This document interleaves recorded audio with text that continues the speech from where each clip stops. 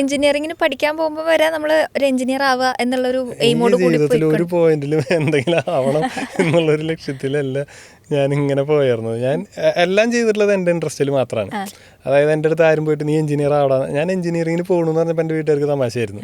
അതായത് ഞാൻ +2 തന്നെ പഠിക്കാൻ കുഴപ്പനാണ്.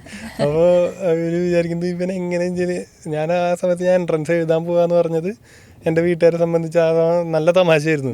ഈ +2 പാസ്സാവാനാണ് ഞാൻ പ്രാർത്ഥിക്കണേന്നാണ് എൻ്റെ അമ്മ പറഞ്ഞത്. അപ്പോൾ ഞാൻ എഞ്ചിനീയറിങ്ങിന് അപ്പോൾ ഞാൻ പറഞ്ഞു ഞാൻ എൻട്രൻസ് എഴുതുന്നുണ്ടെന്ന് പറഞ്ഞു.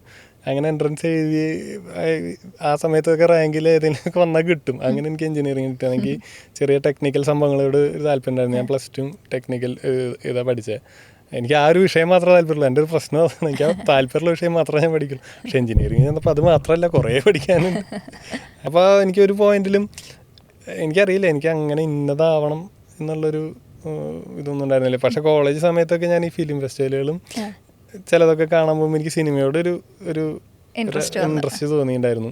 അത് കഴിഞ്ഞ് കുറച്ച് കഴിഞ്ഞപ്പോൾ എനിക്ക് ഒന്ന് അവസരങ്ങളൊക്കെ ഒന്ന് നോക്കിയാലോ എന്നുള്ളൊരു ഇതിൽ ഞാൻ ഒരു ആക്ലർ എന്ന് പറഞ്ഞ കൊച്ചിയിലുള്ള സജീവ് സാറിൻ്റെ ക്ലാസ്സിൽ ഞാൻ അവിടെ ജോയിൻ ചെയ്ത് അങ്ങനെ ആക്ടിങ്ങിന് വേണ്ടി കുറച്ച് നടന്ന്. ഞാൻ ഭയങ്കര മോശം ആക്ടറായിരുന്നു. അല്ല ഇപ്പോൾ കുറച്ച് ഭേദപ്പെട്ടിട്ടുണ്ടായിരുന്നു. അപ്പോൾ ആ സമയത്ത് അങ്ങനെ കുറച്ച് ചാൻസൊക്കെ അന്വേഷിച്ച് നടന്നിട്ടുണ്ട്. അപ്പോൾ അങ്ങനെ ഒരു സിനിമയുടെ ഒരു സെറ്റിൽ വെച്ചാണ് ഞാൻ ഈ പറഞ്ഞ ശബരീനെ പരിചയപ്പെടുന്നതും ആ ഒരു ഇങ്ങനത്തെ ഒരു മേഖല ട്രൈ ചെയ്യാൻ തോന്നുന്നത്.